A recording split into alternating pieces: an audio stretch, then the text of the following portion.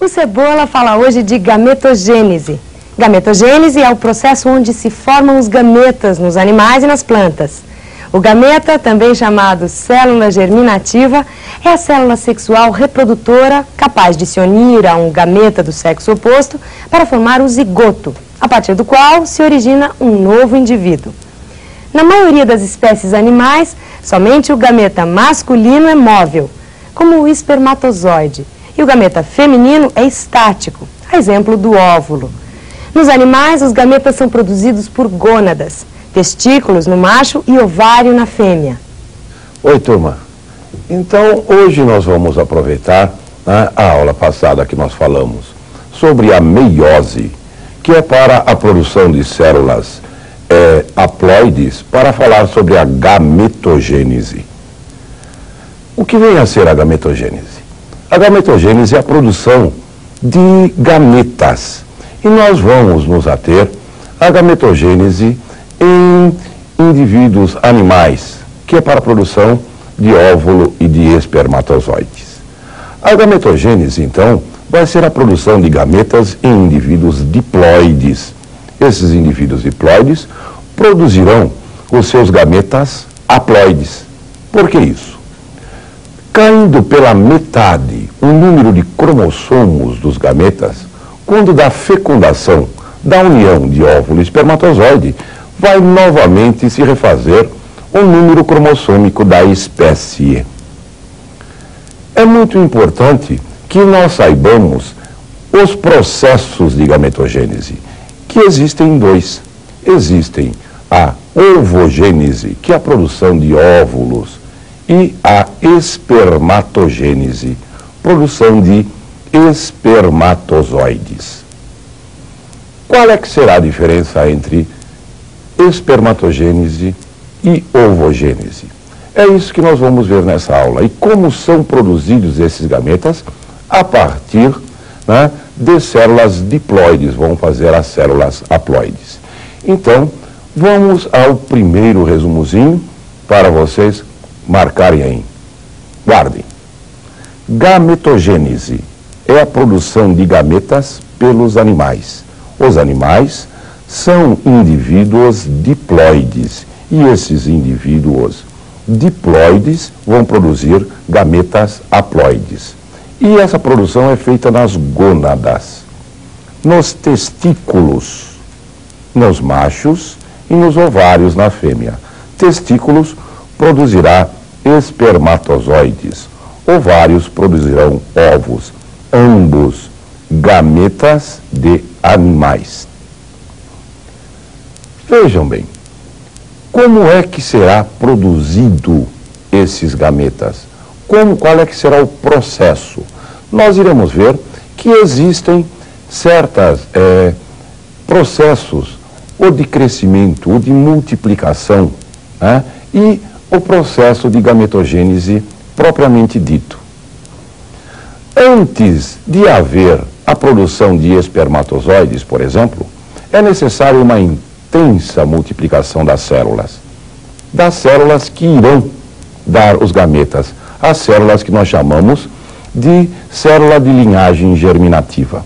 Porque se não vejam, por exemplo, na espécie humana, o homem diariamente produz cerca de 200 milhões de espermatozoides. Se não houvesse a reposição das células que vão fazer os espermatozoides posteriormente, iria haver uma diminuição muito drástica da quantidade destas células. Então haveria uma produção limitada do número de espermatozoides de um homem. E não é isso que acontece. Sempre, desde a puberdade, desde a época em que o homem amadurece sexualmente, ele começa a produzir gameta. E até o fim da vida ele vai produzindo sempre gametas. Esses gametas são produzidos pelo processo de espermatogênese. O processo de espermatogênese, então, produção de espermatozoides a partir de linhas de células de linha germinativa primordial. E este processo, ele vai ser feito através de mitoses e meioses. Mas a gametogênese não seria somente o processo de produção por meiose? Não. A multiplicação celular dá-se por mitoses sucessivas. Vamos ver como ocorre esse processo nos machos, no sexo masculino, nos testículos. Vejamos lá.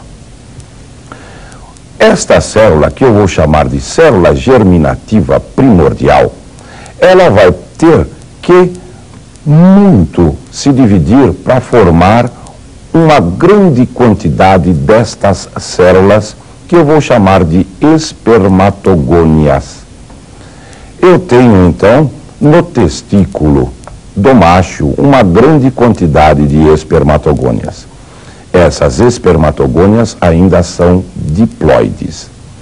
Quando termina esse processo de multiplicação celular, vai haver um processo de crescimento da célula, porque intuitivamente se percebe, se houve uma intensa multiplicação celular, o volume das células deverá estar diminuindo. Então, vai haver essa fase de crescimento celular. O número de cromossomos mantém-se constante. E eu tenho o que eu chamo agora de espermatócito de primeira ordem, ou espermatócito 1, que é a célula que está pronta agora para começar os processos de divisões meióticas. Com o primeiro processo de divisão, eu vou ter duas células com o mesmo volume, que eu vou chamar de espermatócito de segunda ordem ou espermatócito 2. Vejam, já houve a redução do número de cromossomos. De 2N passou para duas células filhas N. Aqui houve o processo de divisão meiótica, a meiose 1. Cada um dos espermatócitos 2, de segunda ordem, irão dividir-se em duas espermátides, também com o mesmo volume entre si. Vejam, o espermatócito divide em duas espermátides com o mesmo volume entre si. Já houve o processo de meiose 2, a segunda divisão meiótica. Essa segunda divisão meiótica produziu 4 espermátides. O processo de espermiogênese, aonde vai haver uma modificação agora da forma da célula, vai produzir os espermatozoides. Cada espermatócito 1 produzirá 4 espermatozoides férteis. Esse é o processo, então, de produção de espermatozoides no testículo do macho. E o processo de ovogênese, a produção de óvulos. Vamos ver como ocorre esse processo. Vejamos lá. Aqui eu tenho a célula de linhagem germinativa primordial, que vão produzir através de multiplicação, mas menos multiplicação. Vou produzir as ovogônias. Vou ter um intenso crescimento, porque o óvulo ele tem muito maior volume do que o espermatozoide. Eu tenho o ovócito 1, ovócito de primeira ordem, ou então também ovulócito 1. Com a primeira divisão celular, eu vou ter células de volumes diferentes. Vejam, células menores, que eu vou chamar de glóbulo ou corpúsculo polar. E uma única célula, ovócito de segunda ordem, ou ovócito 2. Na segunda divisão meiótica, o primeiro glóbulo polar vão dar 2 glóbulos polares, ou corpúsculos polares. E o ovócito 2 irá dar um glóbulo polar, ou corpúsculo polar estéril, e um único óvulo fértil, a ovótide ou óvulo que vai ser fértil. De uma única ovogônia, 3 glóbulos polares estéreis e um único óvulo fértil. O que nós vamos ver destas processos de gametogênese? vai haver muito maior número de espermatozoides. Espermatozoides menores e móveis, e não tem material nutritivo. Vamos também ver que os óvulos são grandes, com grande quantidade de material nutritivo. Eles são imóveis, eles não têm o flagelo, né? Então eles vão ter que ter um grande crescimento. E eles são em menor número, logo não vai ter que ter tanta proliferação. Peguem sua caneta, o seu papel, para que nós façamos o resumo das diferenças entre espermatogênese e ovogênese. Vamos lá? Olha, na espermatogênese existe uma intensa multiplicação celular antes de haver a divisão celular meiótica para a formação dos gametas, porque a quantidade de espermatozoides é muito grande. Há um discreto crescimento no período de crescimento, porque os espermatozoides serão pequenos, não tem grande quantidade de material nutritivo. Produz 4 espermatozoides férteis a partir de uma única célula chamada espermatogônia. Também os espermatozoides são pequenos devido ao pequeno crescimento. Eles são em grande número devido à intensa multiplicação de células. Eles são móveis devido à presença do flagelo, à modificação, e não tem material nutritivo.